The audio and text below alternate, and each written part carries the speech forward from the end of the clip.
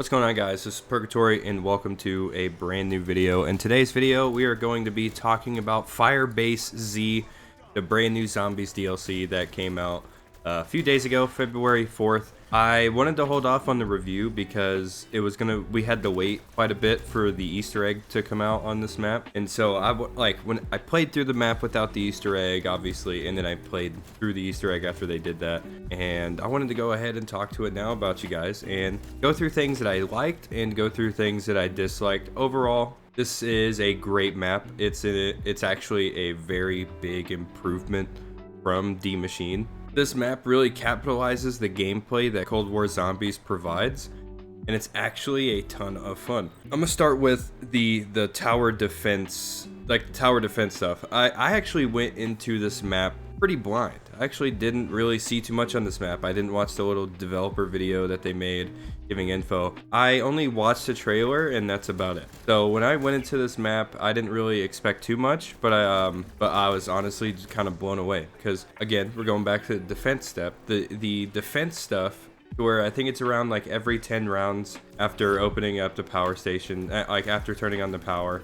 By the way, the return of soul boxes is a little. I'm okay with it. I really don't care. I think it was actually kind of fun the way they handled the soul box thing.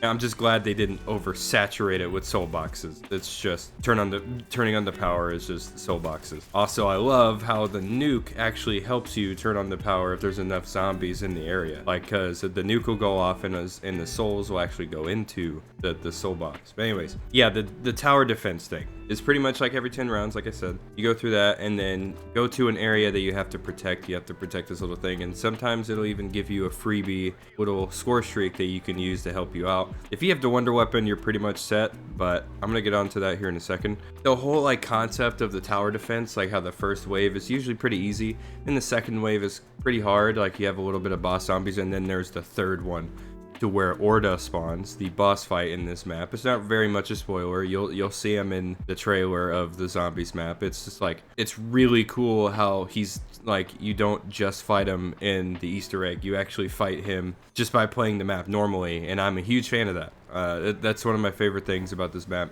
is the tower defense stuff. And you know, I didn't expect them to do it at all, but I was actually fairly impressed with it, and I'm really happy that they did that. Next on, I'm going to move over to the wonder weapon, and that is the Ray K84 or the Rai K84. I don't know how they want us to say it, but it's pretty much just a ray gun Mark IV. If you guys seen what the recent ray guns have been, obviously we have the ray gun Mark I that was from the very beginning. I'm pretty sure in the Black Ops 1 days. I can't remember if it was in World at War, but all I know is that it's been there since the very beginning. Then we got the ray gun Mark II, which was introduced as a DLC gun in Black Ops 2. And then we had the ray gun Mark III, which was only in Garad Krovi. And now we have what I call it, the ray gun Mark IV in Firebase Z. So you guys remember the whole like rumored, and like it's always usually just been a mod, but it's like that ray rifle thing that the people have been making. This is pretty much that. Take a ray gun, modify an AK-47,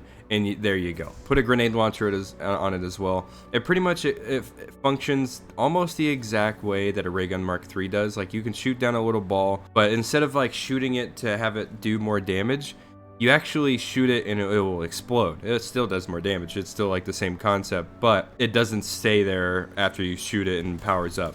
This one, you just shoot it a bunch and it explodes and kills a bunch of zombies in its radius. It's actually really cool. Pack-a-punching is really good. I was hoping there would be like some like elemental upgrades, but I understand why there's not. But even like when you just pack-a-punch it, it's still very, very good. So yeah, the Ray K84, I'm actually really glad they finally did like a ray rifle kind of thing, like a ray gun rifle. I'm actually really happy that they did that. So that's definitely a big one up for me. My only flaws with the Ray K84 though is how you get it for free. Obviously, you can get it just by doing your challenges. That's the way you got the dye gun as well. I forget what it was called, but you could get it for free as well in D Machine.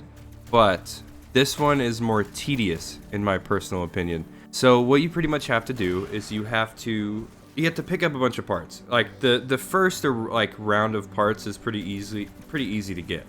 You get a little blueprint that you find where the build table is for the Ray K84. and then you have to go, which was a really cool cutscene to discover. You have to go like cut out another guy who's like burnt to death. Like I guess it's a zombie at that time, but you have to go cut his eyeball out and use that eyeball to get a key. Then you grab that key, open up a bunch of lockers, and then this is kind of where it starts getting a little bit tedious. This one isn't as tedious for me because it's pretty easy, but you go and open up a bunch of lockers and then a bunch of mimics will spawn. You'll have to kill it, and there's a chance it'll drop a part out of the 3 that will spawn, and like every time you open a locker. So out of the lockers that you have, it's just like it spawns 3 out of those like 5, like 7 or 8 lockers that you see. Yeah, and one of those mimics will have one of the Ray K parts. The part where this is very tedious for me is the fact that you have to wait till about maybe round 15 to 17 or 18 even for a mangler to spawn, and you have to shoot the mangler's arm off. I wouldn't have that much of an issue with this, with this whole free Ray K Easter egg if we could possibly get the mangler to spawn earlier. Like we could get a mangler to spawn earlier and get a part from his arm. But that is very tedious to me. I don't really like, because in D Machine, all you do is open up a bunch of doors. You get this little like key card thing. I can't remember if you get the key card off of something, but whatever, I can't remember exactly how you did it, but I remember not having to wait a large amount of rounds. So you had to go put the little key card in, and you grab the thing, and then you had like, you went to Nocturne and Toten, and you had this little thing just suck up a bunch of zombies, and there you go, you had it. Easily the better version of a free like wonder weapon for me so far in this map, like in this game. So that's one thing I think D Machine has over this map, but that's really honestly the only thing I think D Machine beats on this map. The Ray K84 in itself is much more satisfying to use personally than the dye gun I'll never remember the name of, than D Machine's wonder weapon. Like it's just really cool to use. I do like the D Machine's wonder weapon, but it's just like, it seemed like just that generic kind of, you could elemental upgrade it, but even then, I don't know. I like the Ray K84 more than the D Machine weapon, to be honest. But the whole getting the free Ray K is very tedious. I really wish there was a better way of getting it. That's really the only problem I have with that Easter egg. I hope we can get a way to spawn a mangler, like we can find a way to spawn a mangler sooner, so we can actually, you know, get it done in an earlier round. But if not, then I guess it's whatever. So next up, just the main overall Easter egg. So I have mostly positives for this, and that is, I love the length of it. It's really brief. I was a little like surprised how short it was. It was still fun to play. It was just maximized on gameplay, maximized on fun, and I like that a lot. It's actually a so much more fun Easter egg than I think than D Machine. D Machine's Easter egg is still good, but the Firebase Z's has just been a lot more fun for me because there's just a lot of gameplay mechanics on it rather than, you know, what D Machine offered. And D Machine still offered a maximization on gameplay stuff. Firebase Z, so the first step you pretty much have to do is obviously turn on the power. You go talk to Dr. Peck, and you realize that Maxis is stuck in the Dark Ether. By the way, there's going to be spoilers if you haven't done the Easter egg yet at this point. So you find out that Maxis is stuck in the Dark Ether, so you have to try to get her out. So you pretty much, Peck doesn't really talk to you, so you have to get the truth out of him, which is kind of a little ridiculous part of the Easter egg, but you have to go make a truth serum, which is interesting to say the least, and then you gotta go combine it into this little gas thing, and then you gotta put it on, then you gotta pretty much give it to Peck on top of this little air vent thing, and you know, that's fine. But what happens next is Dr. Peck actually starts dancing, and it's really weird. But then after that, Dr. Peck tells you the truth of what to do to get the portal back on, and then this is the only tedious Easter egg step for me, and that is it's the essence trap thing. So pretty much it's like playing Pokemon, but what you have to do here is you have to go to certain areas of the map to spawn a specific mimic that is in the map. So you go in there, you weaken the mimic, and then you capture him with the essence trap, and you have to do that 3 times. What makes this tedious for me is you have to go around every time you do it. You get one mimic, you get its memory, you download its memory, have it play out, and obviously you'll see the right name because you got the right one. But then you have to go another round for another one to spawn in. And then you get that one to spawn in, and sometimes it's very frustrating because sometimes you'll have your weapons upgraded pretty early on, and you'll have to be careful when hurting the mimic because you have to get the mimic very, very, like, pretty low in order to capture it. So you go ahead and you go on another round, get the mimic low again in that specific area where he needs to be, and then you capture him again, so on and so forth. Just the only issue I have with this step again is just the whole round skip thing. Like, I wish it wasn't there, but hey, it's whatever, I guess. Like, I can't really say too much about it because even then, like, right after you get, like, right when you're done with this step, you pretty much have like 2 more things to do. After that, you got to get these dark ether crystals, which is like 3 different areas, and you have to grab a shovel and you have to grab a little like thing to spot them out, otherwise you can't get them. But this is where I think this Easter egg really makes up because it maximizes on fun little mini games. So one of them is a defense thing. It's pretty self-explanatory. You're stuck into this little dome that shrinks and you got a defense for a little bit. Pick up that dark ether crystal. Next one, you have to spot a mimic dark ether crystal. So you just pretty much, you just go around. There's a bunch of little containers of crystals and you got to find the right one.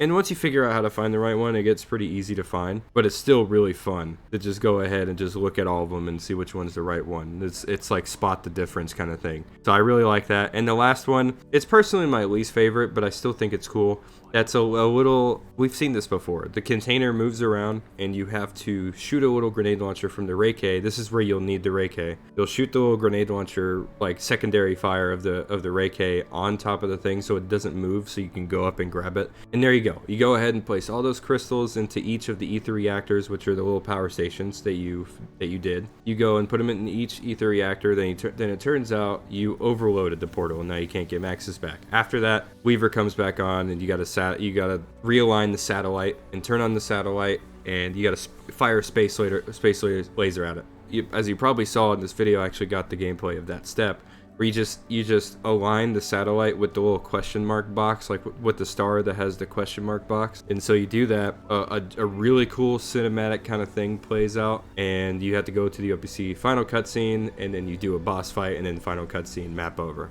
Honestly, I was a little surprised by the length again, but I'm actually really happy with how this Easter egg played out. I think it's one of the better Easter eggs of all time. It's probably gonna be the most replayable for me, even though I really like D Machines.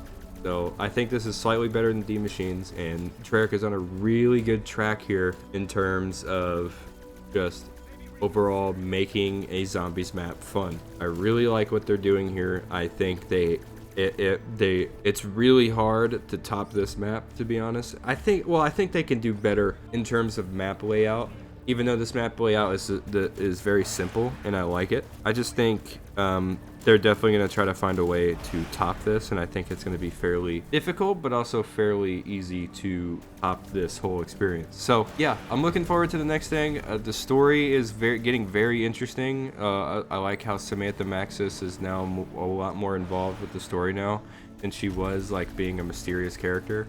Like, she has purple eyes now after getting out of the dark ether, and then I'm really stoked to see what she talks to Weaver about. So anyways, that's gonna go ahead and do with my review. I think this map is fantastic. I think it's way better than D Machine. I don't know where I'd rate it yet, but I will probably rate this map a 9 out of 10. Besides some little tedious, like slightly tedious, they're not very, but slightly tedious Easter egg steps, that's really the only thing that I can give this map that is a downside, quote unquote. But yeah, and also some bugs, but you know, bugs happen. But anyways, hope you guys did enjoy. If you did, make sure to leave a like, make sure to subscribe if you're brand new to the channel. I love you guys. Have an absolutely fantastic day.